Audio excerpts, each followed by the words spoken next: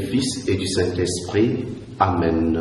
De l'Évangile de Jésus-Christ selon Saint Jean, au chapitre 2, au verset 13 à 22.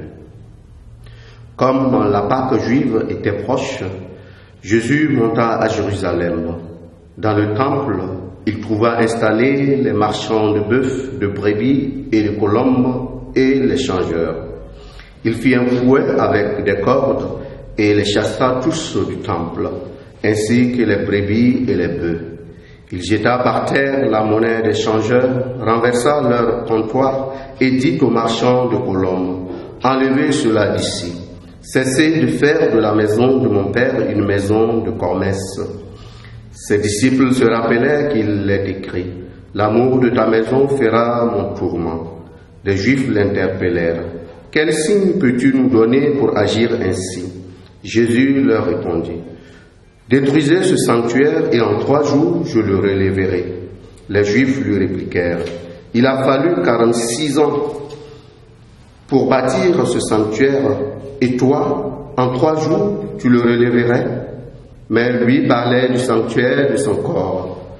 Aussi, quand il se réveilla d'entre les morts, ses disciples se rappelèrent qu'il avait dit cela.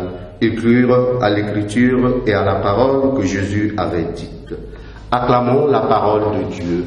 Louange à toi, Seigneur Jésus.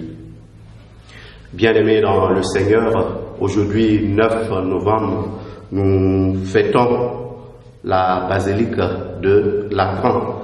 La dédicace de cette basilique nous rappelle la cathédrale de Rome comme symbole de l'unité de l'Église.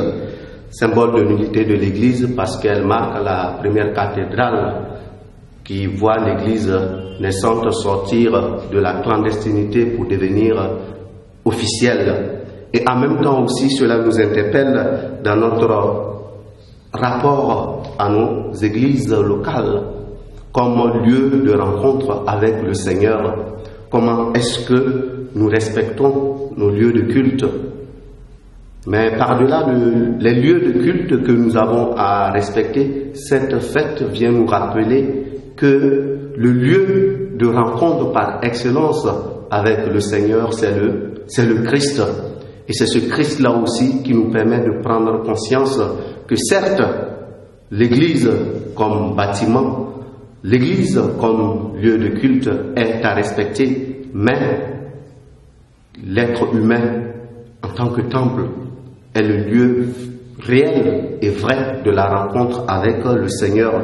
Et c'est dans ce sens-là que nous sommes invités en tant que chrétiens à respecter la sacralité du corps, à respecter la sacralité de la personne dans sa dignité, la personne comme lieu théologique, la personne comme lieu de la rencontre avec Dieu.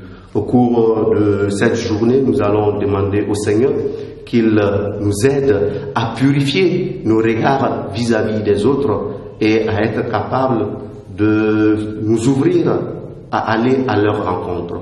Loué soit Jésus-Christ.